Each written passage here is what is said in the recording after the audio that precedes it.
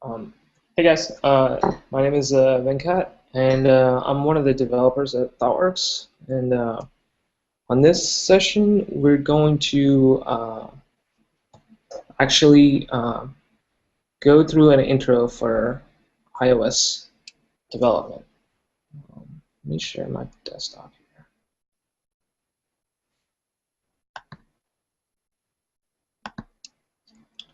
All right, so intro to iOS.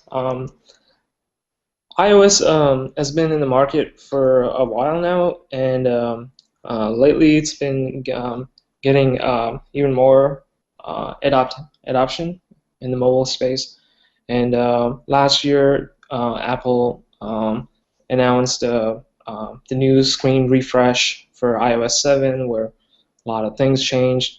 And then this year, they announced a new language called Swift, and so Apple's been very adamant about bringing latest goodness to iOS platform, and sometimes it can be challenging to kind of learn the newer technologies and where do you even start for that, especially if you're a newbie programmer. So this talk will go through just some of the basics on how to develop a simple iPhone app, and also just take a look at what Swift is and how what's different about it. So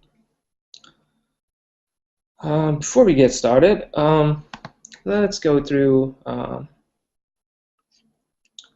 what this is.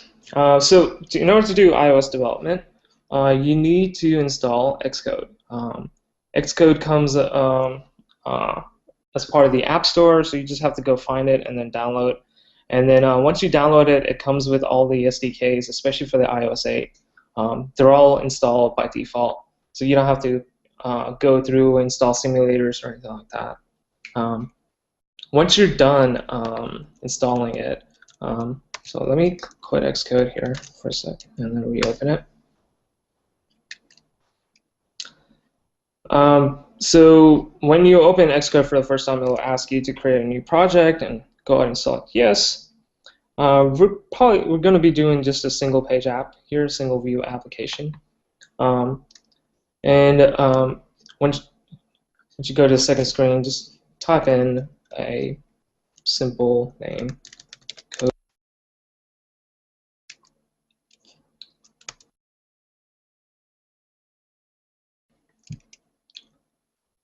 And pick the language, should be Swift. If you're bold and brave, try Objective-C. But from the trend in the community, Swift is going to be adopted pretty well in the community. So it's worth learning Swift. Although for most of the libraries, they're still in Objective-C, so it's still worth knowing what that is. Okay, we're going to develop this for just the iPhone for now, and select that, and then click Next. And it'll ask you where to put it. I'm just going to put it in my basic projects repo. And once that's created, wait for Xcode to finish up. And once it's all done, let's go hit this play button here. And what this will do is build this Bootstrap app that Apple provides just out of the box. It's this very simple app, and launches the simulator and runs the app. So here's our little fancy simple app here. There's not much to it.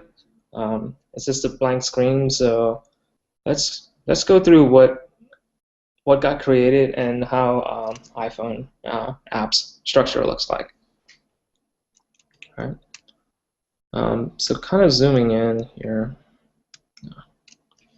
So on this top left-hand corner, you'll see your project structure, and all the Swift files are attributed with .s Swift, pretty much.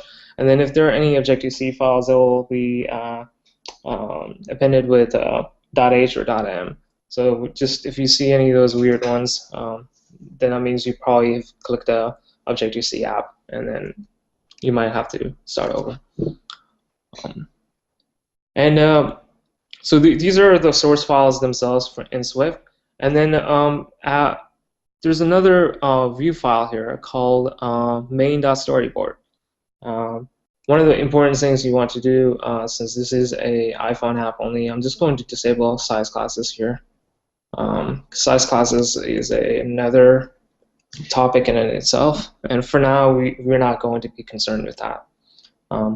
But the main.storyboard, this is actually where the entry screen and everything happens. Once the app is launched, the launch screen will show, and after the launch screen is done, it will move to the storyboard here, where you can you can start developing your first screen here. So so let's take this for a spin here. So here's a view that's pretty basic. What I want to do is kind of change this view to maybe add a little bit of jazz to that. So I'll select the view, and then on the right hand side there are a bunch of options here. These are your attribute inspector, tweaking, any of those type of things are always on the right hand side. On the left hand side is always your code structure, and here's the view navigation. If you have multiple views or anything like that, they'll get stacked here. So let's go into to the slider here. Slider indicates, you can show the attributes that you want to tweak, hence the slider. And what I'm going to do is simply change this to a, I don't know, somewhat gray background. And once we finish that, just go ahead and hit run again. And what this will do is relaunch the app with our changes. So now it looks a little better. It's a gray screen now. It's not much to it, but at least you know how the changes work. And the changes are reflected pretty immediately. And the simulator is really, really fast. So you can make multiple changes as you need to. Another way to run your simulator immediately as soon as you make changes is Command R. Highly, highly recommend using shortcuts because it beats coming back here and then selecting run. And so currently I'm running it on iPhone 6.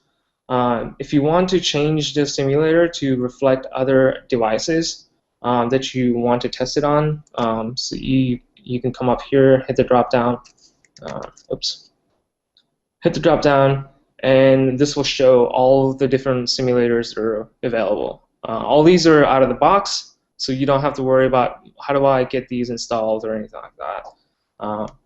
If you're doing slightly advanced stuff, like supporting iOS 7 and 6, you might need to download iOS 7 simulators separately and then maintain them. And for that, just Google around on the web, and there are plenty of articles out there that will show you how to install them, including the Apple docs. So for this tutorial, we're just going to stick with iPhone 6. Pretty simple simulator. We're not concerned. We're not that concerned about the screen sizes on this one. We're basically trying to get a simple app and then show what Swift has to offer.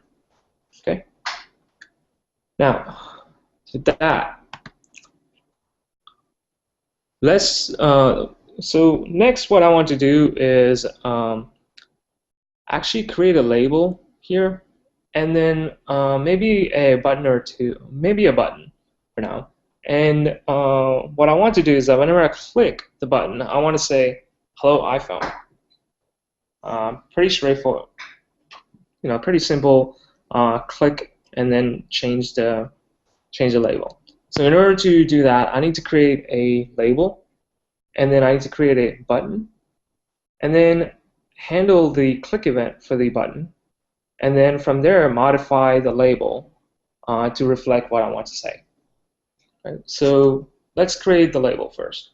So to do that, go to the right-hand side again, and then you'll see that all the way at the bottom, there's this bullseye-looking thing. It's called the object library. This is where all of your objects that you want to create reside.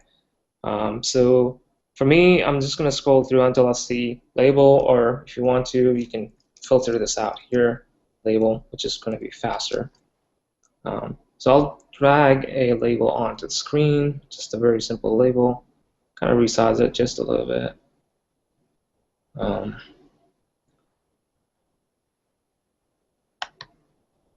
And I'm going to change its background. So I'll come back to the slider here and look for the background here, and kind of change that to a somewhat red, and change the color to a white or something like that. I want the text to be centered. So all these type of attributes, you can just go through here, have some fun, figure out how you want to customize this label. I wouldn't do too much yet. For me, I just wanted the label to stand out, so I'll just pick red, centered, and then a white color for the font. Now I'm going to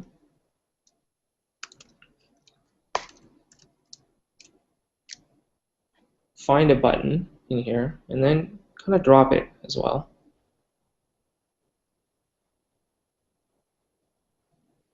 I want to do the same thing here.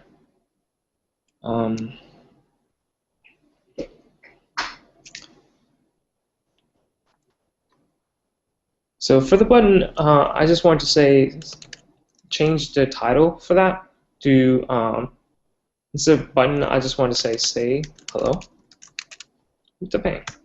So in order to change the button title, just double click here, or if you want, you can come back to the attribute and then change the titles here. So now, if you run this, you'll now see the label, the awesome label that we created, and the button that we can click, but nothing's actually happening. So our next step is to kind of see what's, listen into the call that happens when you hit hello, and then come back and change the label. So to do that, you want to come all the way to the top here, the three little buttons here. These are very important. This left-hand side just shows whatever is the main standard editor. The second is what's called an assistant editor. Basically, if you're looking at one of the source files or one of the view files, if you hit that, it will automatically pull in the source file that's behind it. So here, for us, this is a view controller, and this is the view controller's source file in Swift. It's really handy to have it up side by side. And then the last button is basically showing you the diffs of the work you're doing. So by default, everything's created in Git, and Xcode supports Git out of the box. So if you want to look at version history or blame or log or anything like that, you can come back and take a look at that. But for now, let's just go to Assistant. And from here, what I'm going to do is select the label, hold down Control, and then kind of drag it up here. And what this will do is open up, let me do that again. What this will do is create this blue line, and then you kind of go into the class that you're in, and they will ask you to insert an outlet or a outlet collection. And then that's kind of what I want to do. And now, once I see that, I just let it go, and it will pop up this little pop-up here. And from here, I need to make sure to select the outlet as a connection type, and then I'll type in and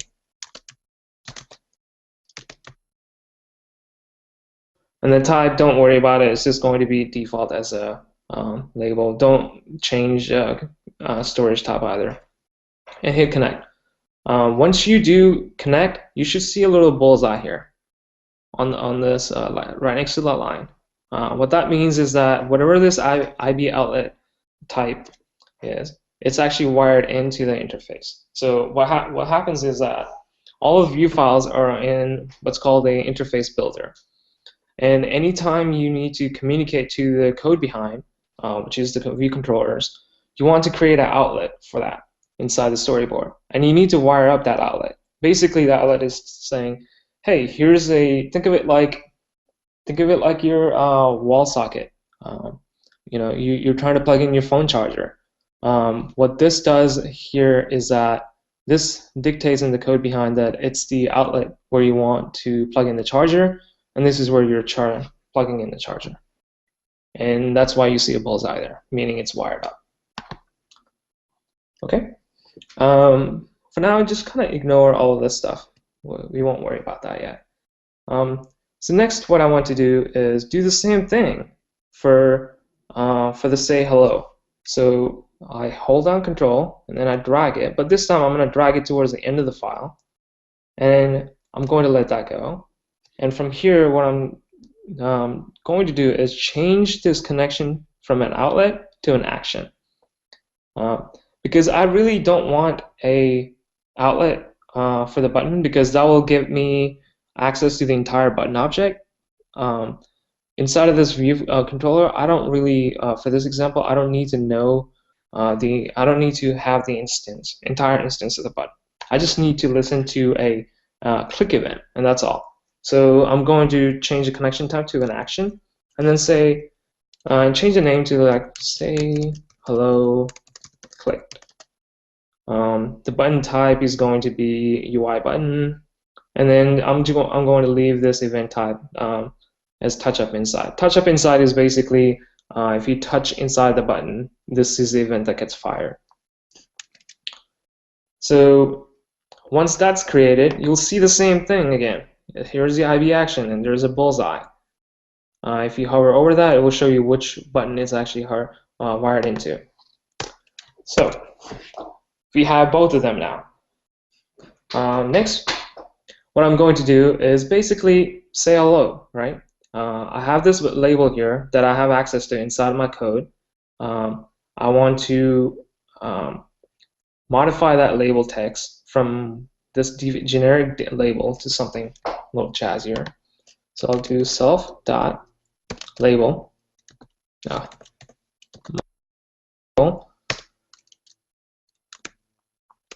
And then once I do that, because it's a optional type with the bang here, I need to make sure that I recognize that it's an optional variable. So I have to do the question mark for that. It's part of the language mechanics in Swift. Anytime you declare optional type, you want to and you're using this variable here, you want to actually declare as a, it's an optional, so you want to dereference it, so to speak. Then I'll do title, actually text, I think, yeah, is equal to world.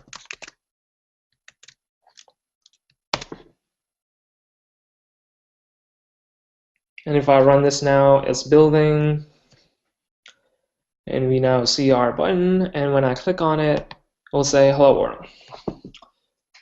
So, and that's your first iPhone app. So now you can actually ship this to the App Store, maybe charge it for 99 cents, and make a lot of money, or not. But there's your first iPhone app. That's a very simple, that's all app where it's just, that's all it is. It's just a click event. You're wiring up to a button, and you're mutating the view objects, and kind of just have fun with that, right? So that's a really nice simple example, but I also want to try a slightly complicated one. All of these right here are basically static text that we're adding to the label. There isn't much with actual state of the object or anything like that. So for that, let's think about it. Let's try and solve the problem of, okay, let's put a label here, and then have a button that increments integers one by one. So if you click on the button on the, so like let's take the example here. If you have a label and then you have say hello. Anytime I click on say hello, it will increment the value on how many times I clicked it by 1. So if I clicked it about 3 times, it will say 3. If I clicked it 4 times, it will say 4, etc. So in order to do that, what I'll do here is copy this label and paste it, and I'm going to bring it down here and then change the name to account, and I'll do the same thing for the button.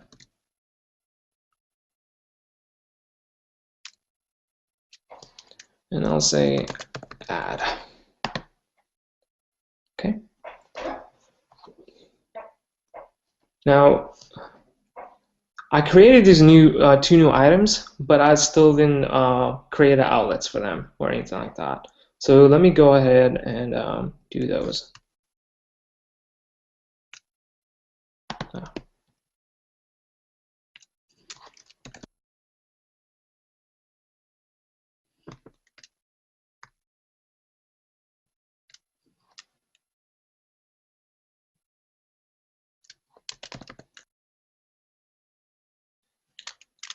Okay. So now that we have those wired up, I want to show a value here. Instead of saying count, I want to say how many times do I clicked it? How many times did I click it? Sorry. In order to do that, what I have to do is inside of this class, let me switch to the entire full view here, so that way it's a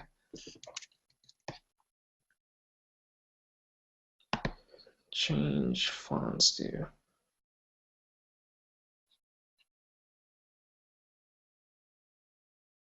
oops.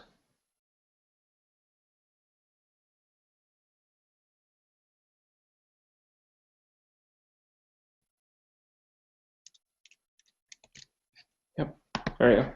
That's slightly bigger. And I'm going to create a variable inside the class. So in Swift, all the classes are declared with the keyword class, and then it uses the C# style notation where if you're extending a type, you kind of indicate it by this colon here. So I'll do the same thing. I'm going to create a variable here. The variables are indicated by var, and I'm going to say count, and the type for that count is going to be int, and then the default value will be 0. Okay, and that's how you declare.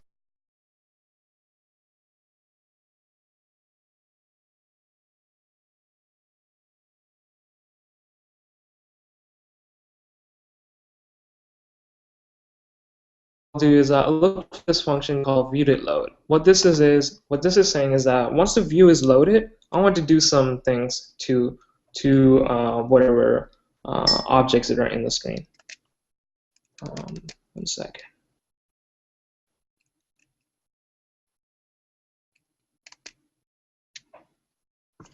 So for that, what I'll do is count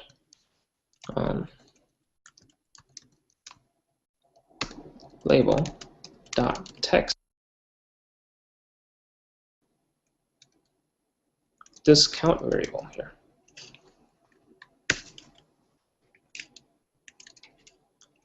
And what this is saying is, okay, I want to change the count label default text to this integer variable.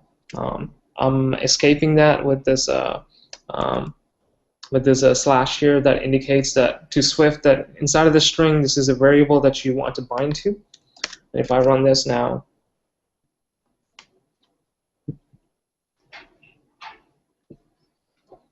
you now see a value of 0 instead of just saying count. And if I click add, it's still wired up to hello world there. So let's go change that real quick. So let's go back to storyboard and click on, right click up here, and then remove this say hello. So that way it's actually wired up to add.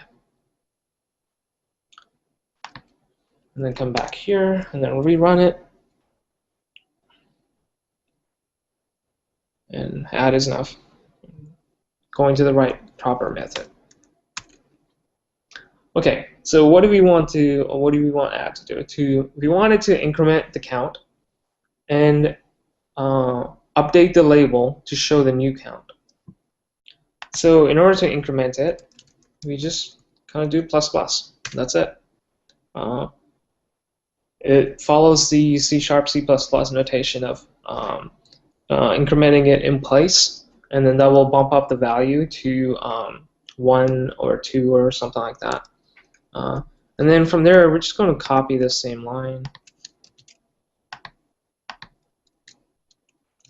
and then paste it. And then run it again. Now if I hit add, you'll see the value will change as you're clicking on it. Right. Okay.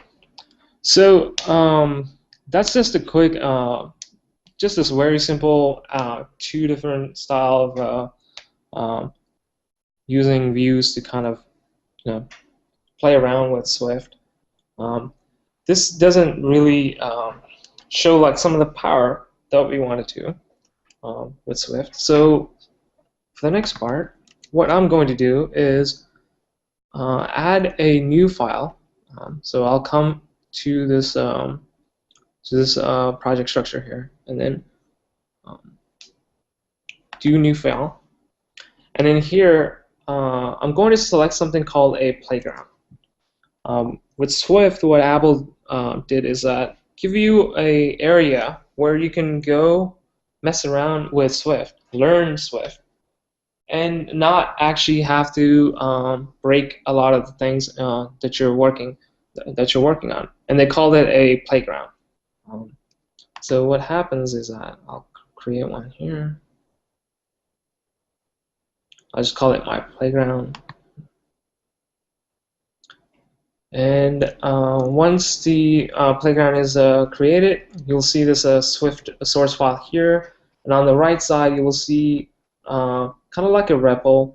Not really a REPL. It will show you what the evaluation for each of the statements are. So if I do some string,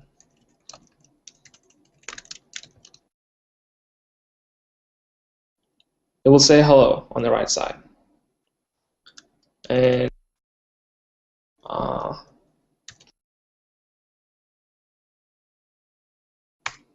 it will convert that to an integer and then show that it's 1.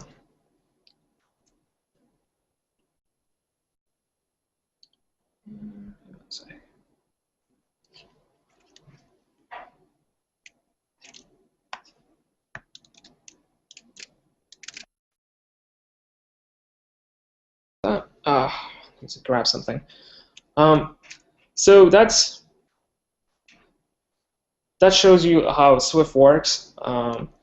Let's say I want to take this integer and I want to loop it about 10 times. And anytime I loop it, I want the integer value to multiply by each of the times it basically times itself. Okay.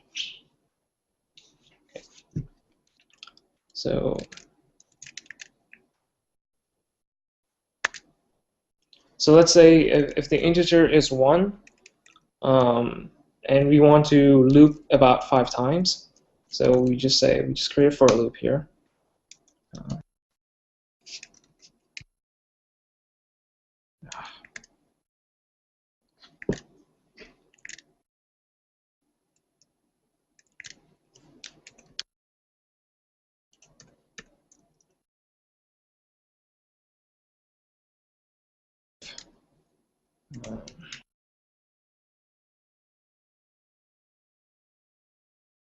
And what we want to do is that integer is equal to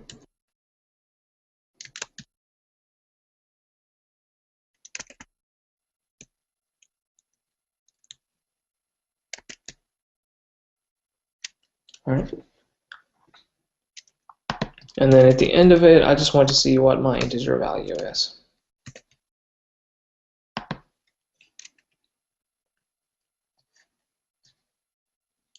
And of course, it's going to be 0. But I want to take the integer value currently times the current index, and then I want to append it to the running total.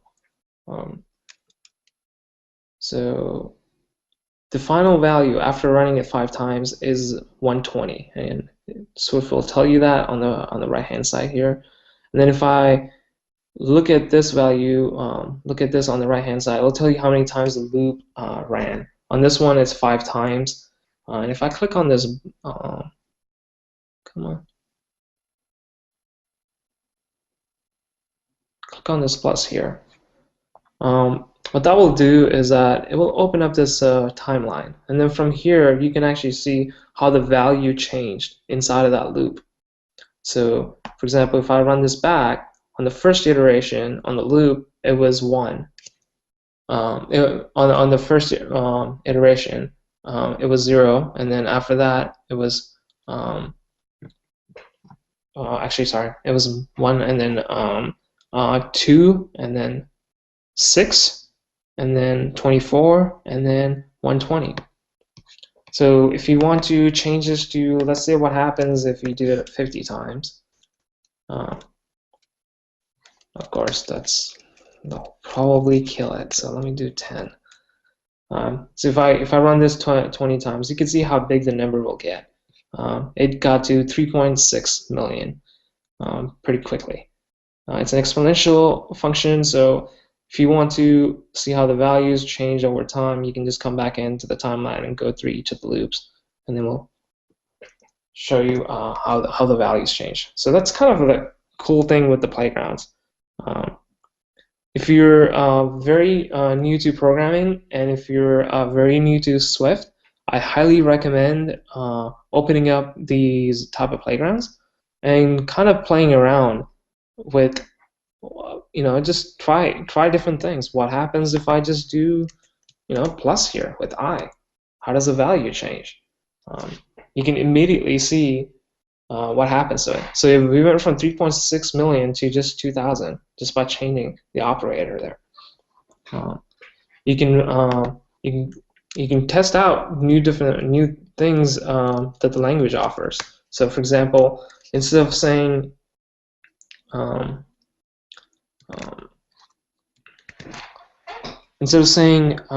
var I is less than 10 starting from 0, I want to actually give a range. So I'll just do var range is to 0 through 10. Okay, that will create a range for that, and then from there, what I'm going to do is, if I remember that correctly,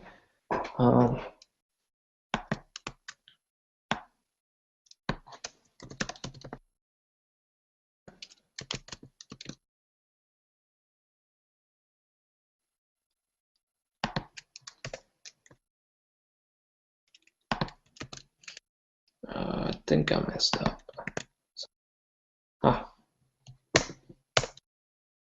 There we go. So for each of the numbers inside of these, inside of this range, take that number and then add it to the integer. Same thing that we were doing. Instead of doing I equals 0, I less than 10, and I plus plus, and all of that nonsense, you can just use a Ruby style short notation where you say, okay, here's a 0. Start from 0, go all the way to 10, and then do this for that.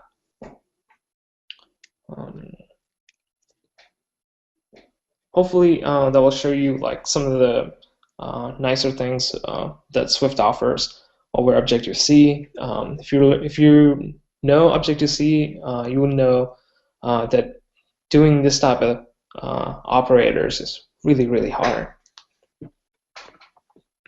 Okay, so for the final exercise on this tutorial, we looked at how Playground works.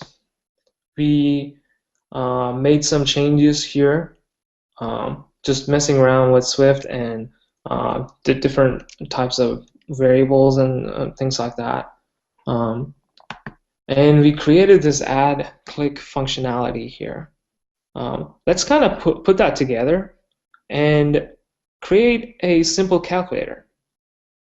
Okay, and the calculator is going to be pretty simple, where we just take two numbers and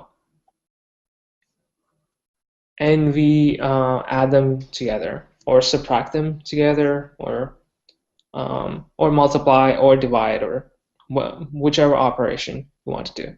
But essentially what we want to do is capture two numbers from the user on the screen and then give them a choice of different operations that they can do, and then show the outputted value on the screen.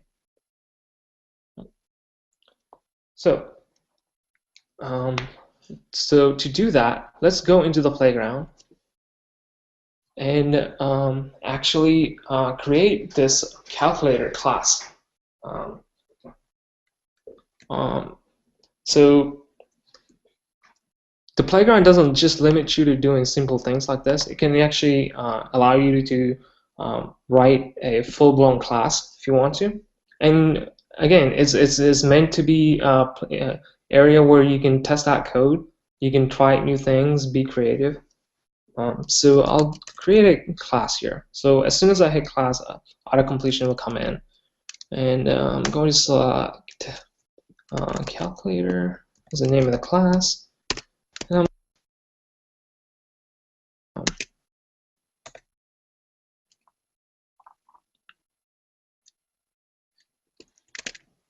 one second. I feel like I'm getting some sort of chat, but not sure.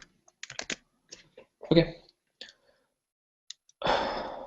And then let's create a function here called add. So because Swift is a functional programming, so any method that you create inside a class is going to be a function. And I'm going to call this add. And what this will do is take in a number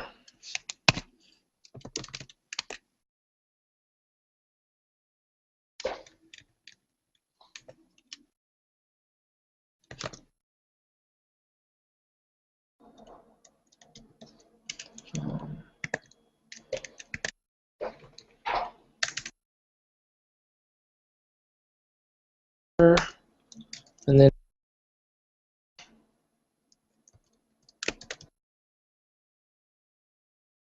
integer. We're going to stick with integers for now. And then it will return a integer. Okay. 0 for now. So let me go over how some of the mechanics works inside Swift. So you indicate your functions by func. And then this is the function name, add. And here's the variables that it takes in. It takes in the first number and a second number. And you indicate the type with this colon here. We want to take in integers and only integers. And as a result of that, when you add them together, you want to output and as integers. So you declare your output types with this little arrow. So if you want to test this out, we just simply come to the bottom and then create a variable for this new calculator. So let's call it my calculator.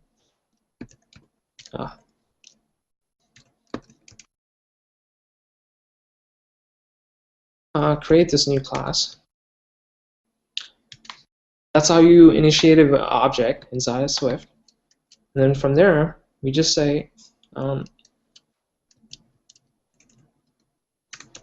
calculator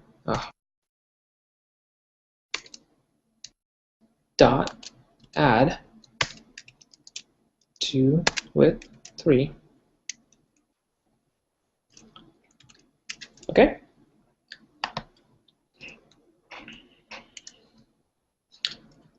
Now, if you look at this number, no,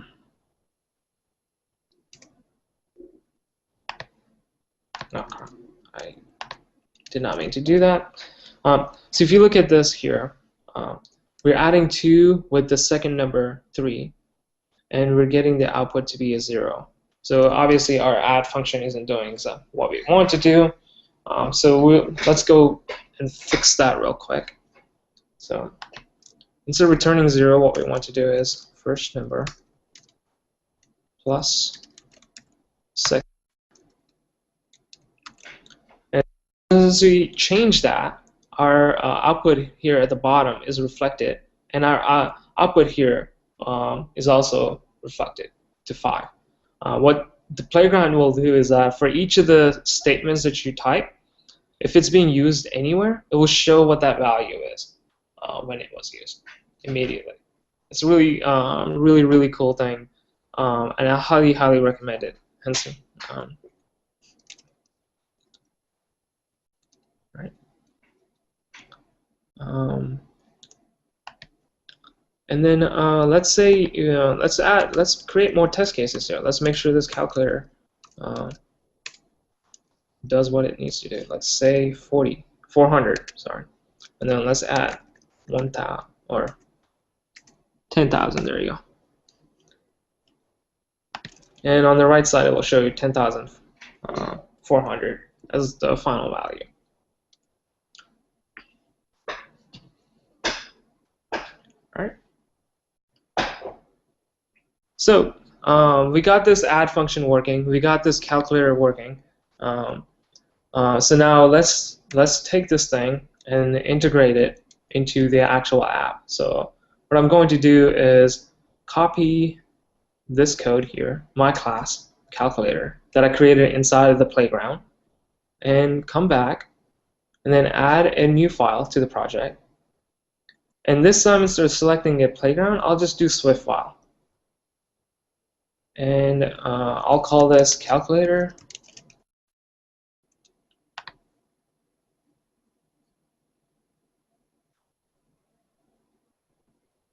And drag it into the area where I have it. And paste my code. And then what this will do is that we verified our class inside our playground. So we just created an actual calculator class object here. And having a separate file means we can go back to our view controller and import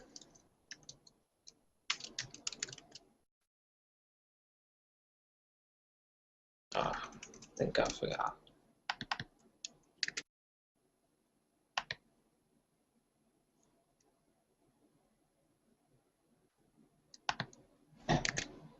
Actually,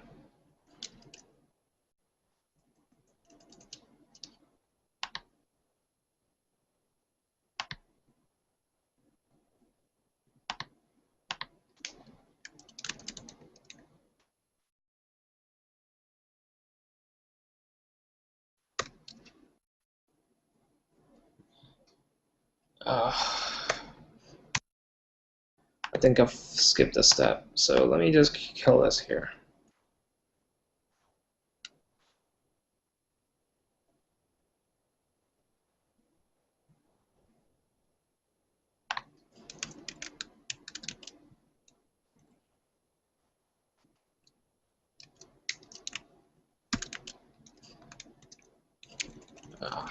Okay.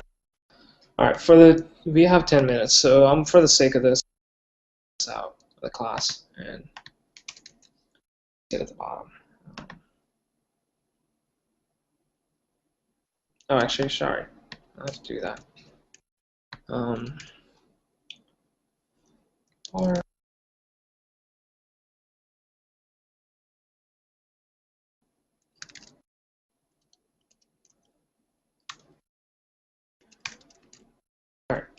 sorry, my fault. I forgot that I'm in with Swift. You don't have to import the class. That's already part of your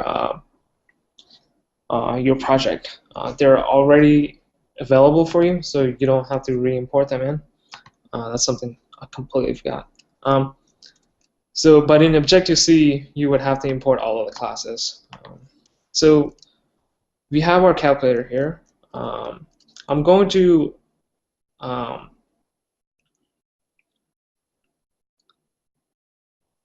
tack on this to this add click button here. Click and change it so that we are using our, instead of using count plus plus, we want to use our new awesome add function. So what I want to do is that count is equal to calculator dot add, and because we're adding the same number to itself, we're just going to pass in count twice, and then delete this line and move these guys up.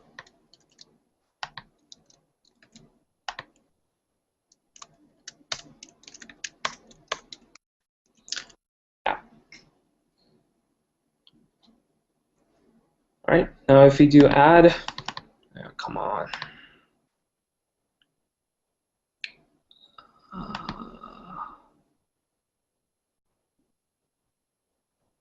What's my bug?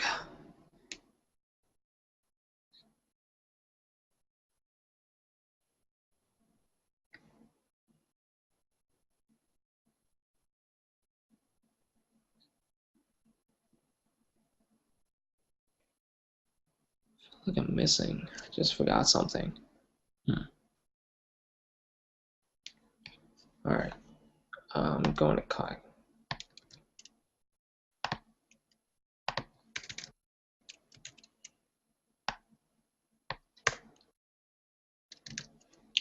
Let me make sure it's wrong.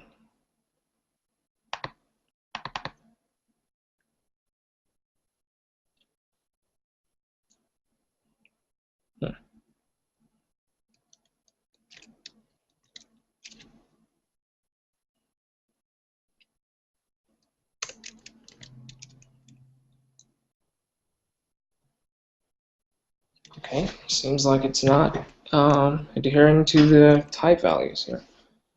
Oh, duh. This is an int, and then this is an NS integer. Forgot to change this. So now if I do count equals add, oh.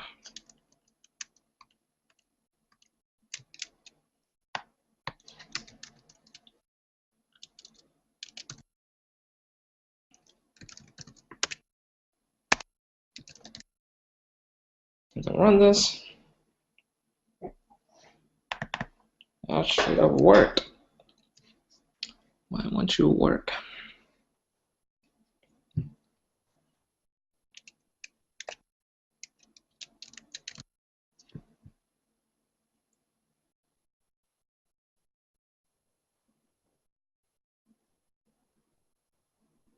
Oh, sorry. I know why. We're mutating the object as it's in there. That's a way. So let's scrap this up. Let's go to our original example.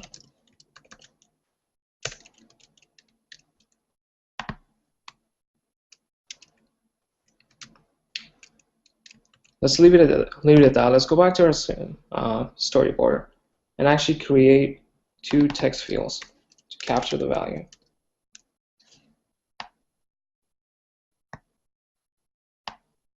Let's create our let's actually create the button as well.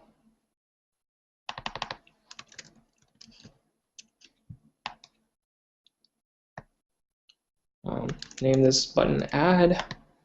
We want to initialize these values to zeros.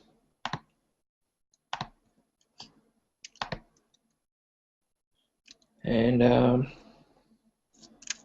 let's create the outlets for them as well to capture the value.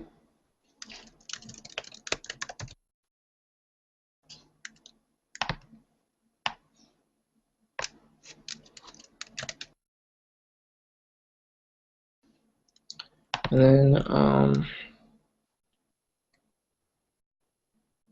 going to change this to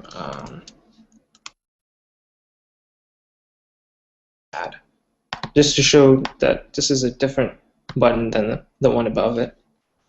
And I'm going to do the same thing as I did before. Change this to an action. Um,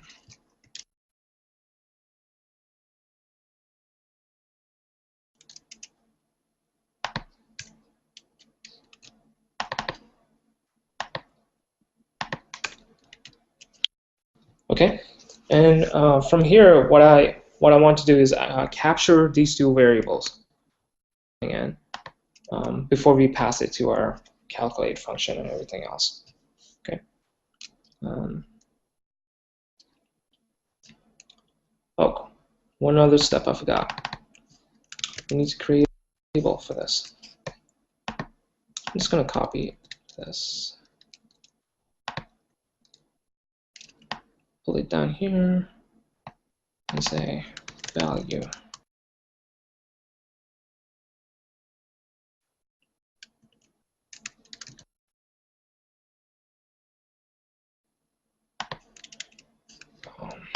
To do the same thing that I did for all of the other ones. Create an outlet for that as well.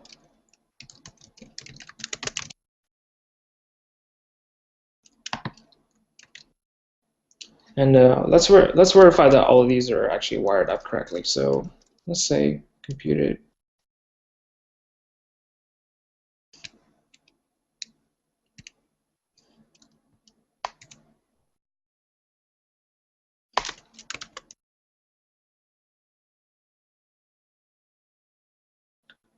Now, if you run this, we should see test as part of the calculate value. So we know that works now. We just need to pull these two values out now from the user.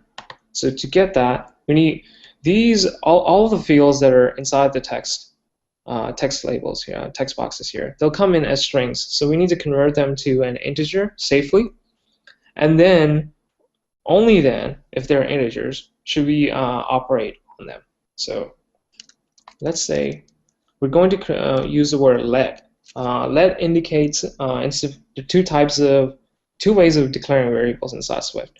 Using the var, which means it's a variable that can change, or use let, where once you declare it, the value cannot change. So for this situation, we're going to use let. Let me look at my notes here.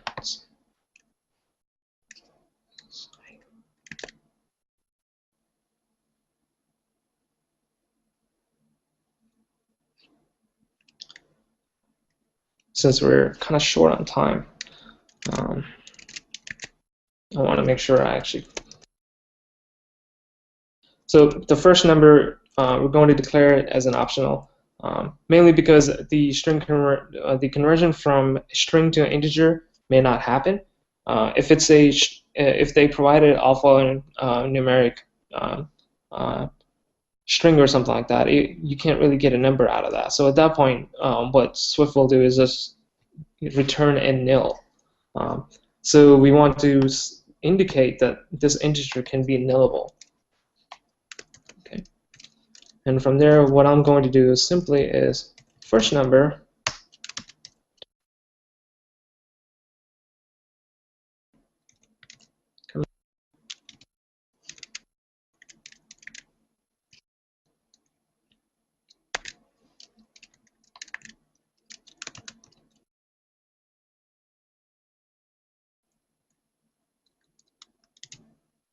wish my IntelliSense would work.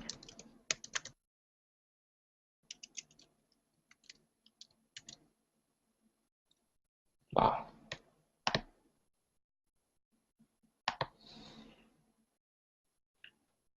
What's the error?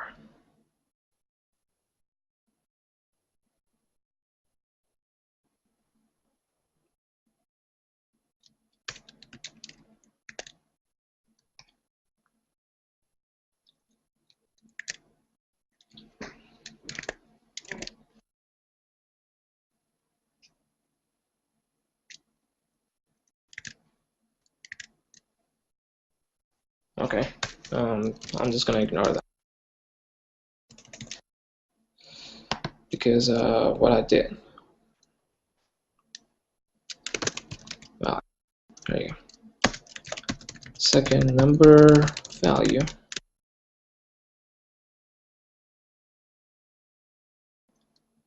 Text. I think I got a message.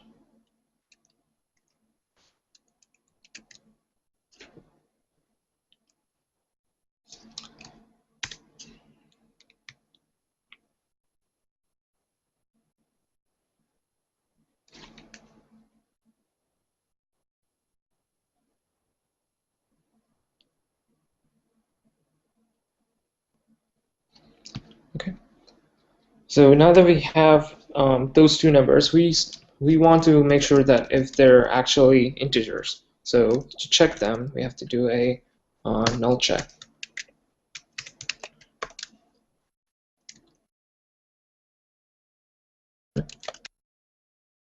Value.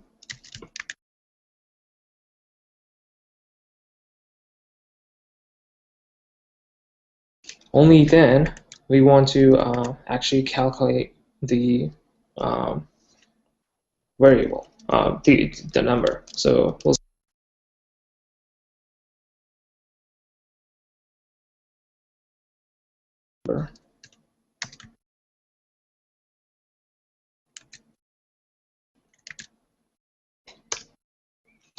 and self dot computer label dot text equal to string, but it's binded to variable here. I'm going to give you type there. I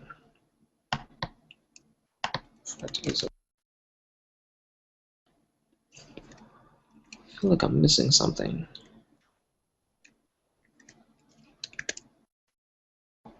Sorry. Instead of nil. And you can get the values out of any of these optional types by just using the word bang. That will convert it to the actual the value object. So if I hit add now, it will just say test. But if I type in 3, oh, I forgot. My float is incorrect. Else,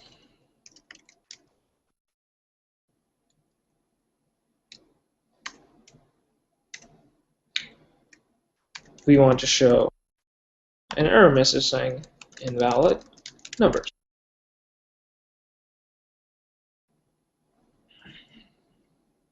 So if we hit add now, it will say 0. If I type in df or something like that, it will say invalid numbers. So now if I add 93, 930, and with something like this, the number will come in for you.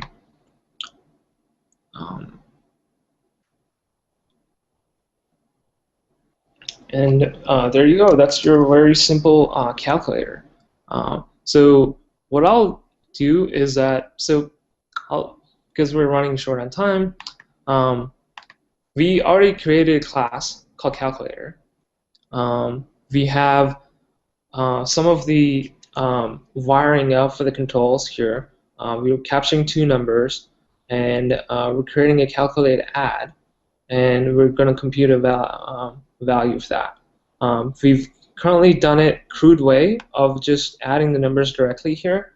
But as a homework or as something you want to try, what you want to do next is, instead of adding it directly here, leverage the calculator that we built, the new awesome calculator, and use the add function inside of that and pass in the two integers that you captured from the user, and then get the computer value out of it.